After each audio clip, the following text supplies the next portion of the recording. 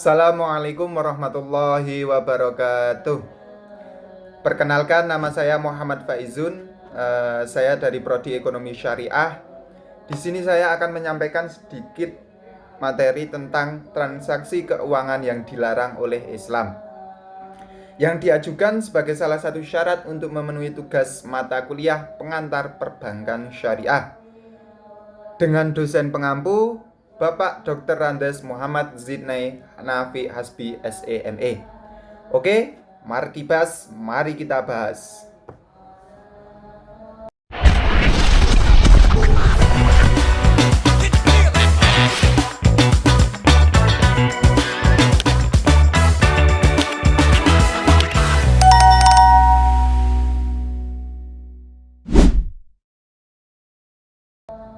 Islam sebagai agama rahmatan lil alamin tidak hanya mengatur aspek ibadah, tetapi juga seluruh dimensi kehidupan manusia, termasuk dalam aktivitas ekonomi dan transaksi keuangan.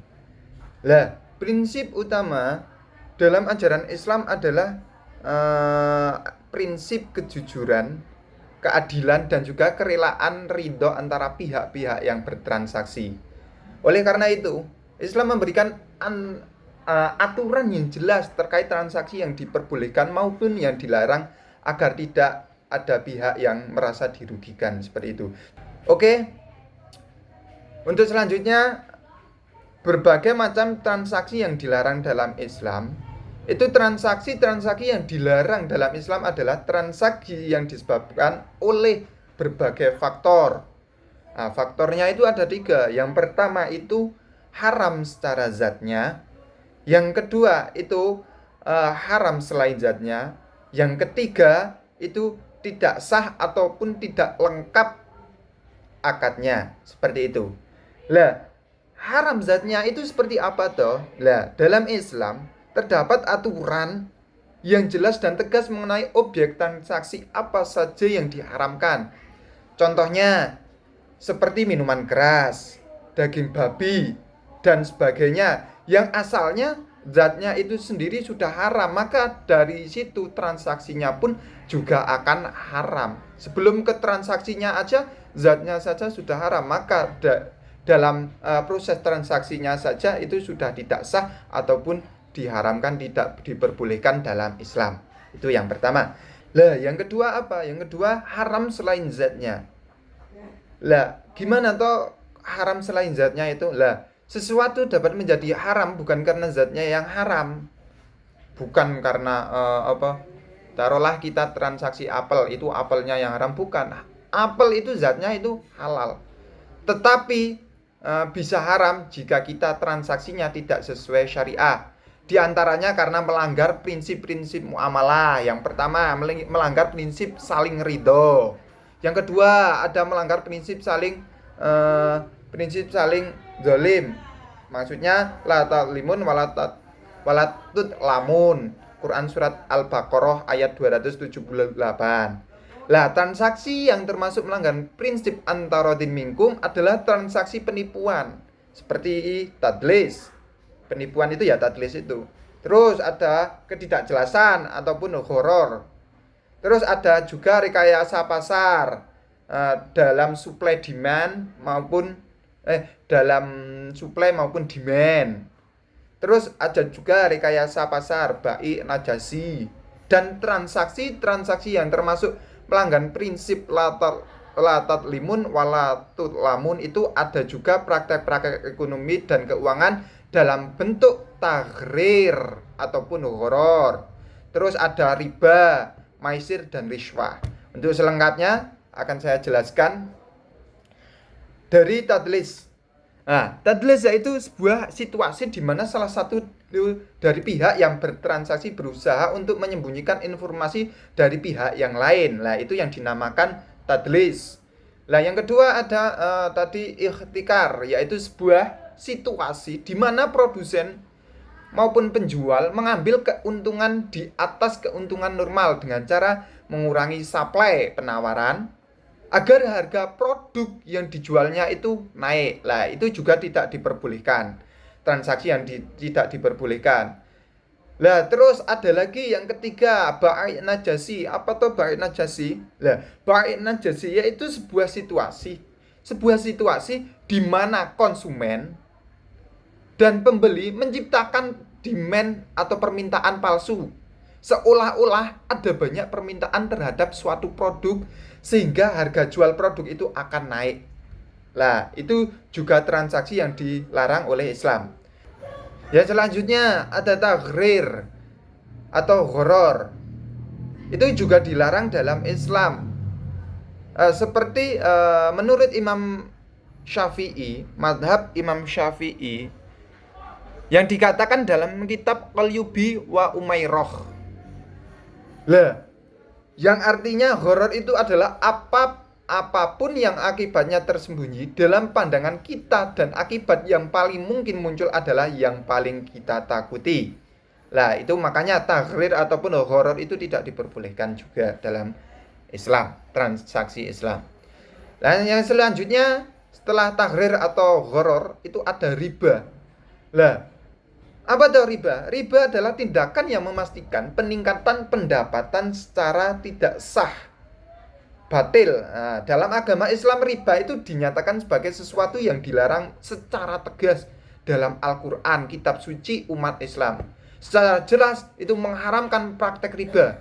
Nah, dalam Al-Quran surat Al-Imran ayat 130, Allah Subhanahu wa taala berfirman yang artinya, wahai orang-orang yang beriman, janganlah kamu memakan riba dengan berlipat ganda dan bertakwalah kepada Allah agar kamu beruntung. Quran surat Al-Imran ayat 130. Riba itu memiliki dua jenis. Nah, jadi riba itu ada dua jenis. Yang pertama itu riba al-fadl.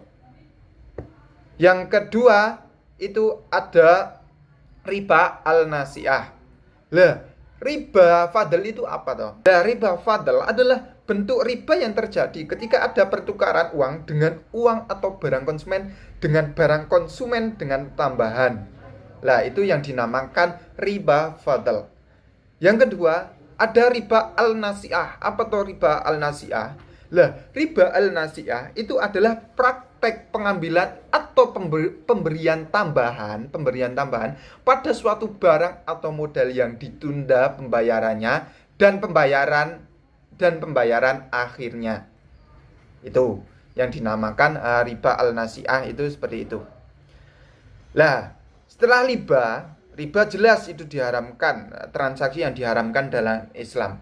Yang selanjutnya itu ada maisir atau qimar, yaitu suatu transaksi atau suatu bentuk permainan yang di dalamnya itu dipersyaratkan jika salah satu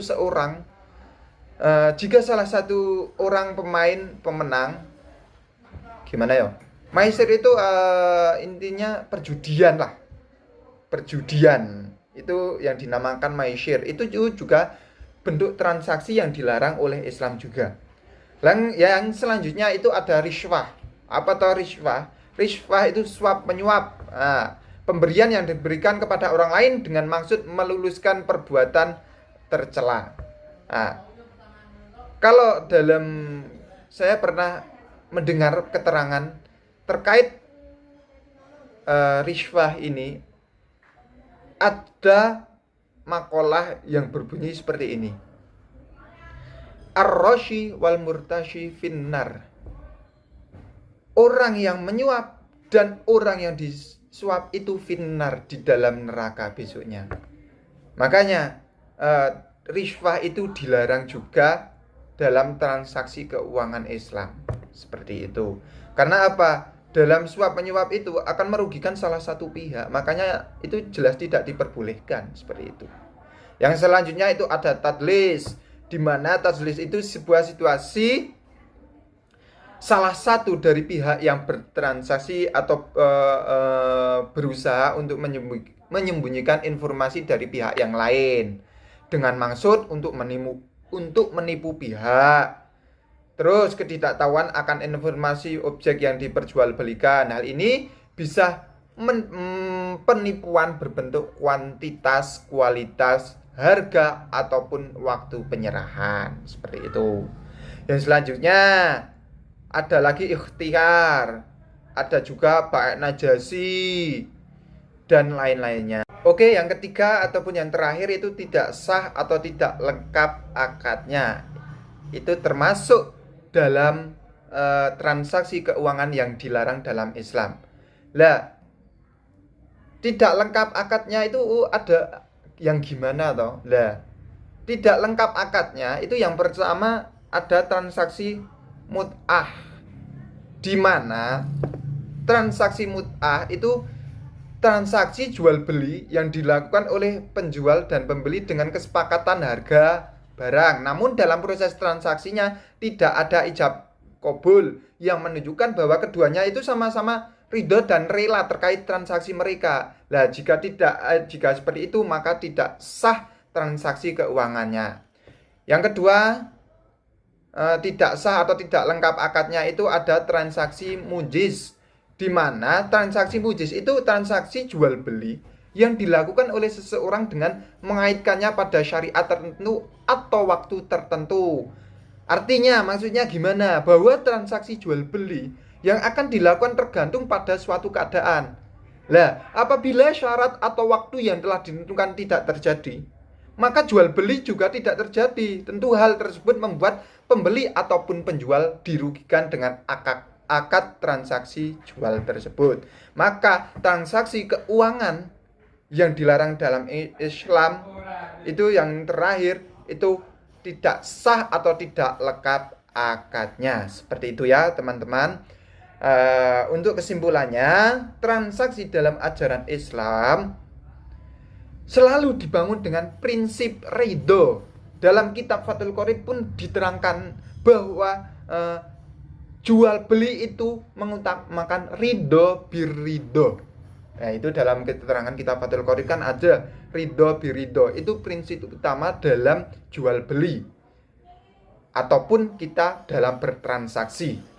Nah, hal tersebut dilakukan agar terhindar dari penipuan dan kerugian ketika melakukan transaksi. Nah, transaksi dalam jual beli dapat dikategorikan sah apabila berlangsung dengan akad yang benar. Hal tersebut dilakukan dengan semua tahapan transaksi yang benar juga. Akan tetapi, sebuah transaksi dalam amalah jual beli itu dapat dikategorikan menjadi tidak sah apabila di antara tahapan pelaksanaannya atau transaksinya ada salah satu unsur yang dilarang. Lah, tadi sudah saya jelaskan, transaksi yang dilarang dalam Islam itu adalah transaksi yang disebabkan oleh berbagai faktor antara lain. Yang pertama, itu kan tadi haram zatnya. Yang kedua, ada haram selain zatnya. Maksudnya gimana cara bertransaksinya ataupun pelaksanaannya. Yang ketiga, tidak sah ataupun tidak lengkap akadnya. Oke, mungkin cukup sekian penyampaian materi saya hari ini.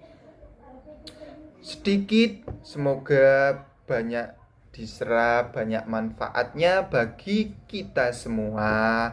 Kurang lebihnya, saya mohon maaf yang sebesar-besarnya. Wallahul muwaffiq ila aqwamit thoriq. Assalamualaikum warahmatullahi wabarakatuh. Motherfucking design all right now.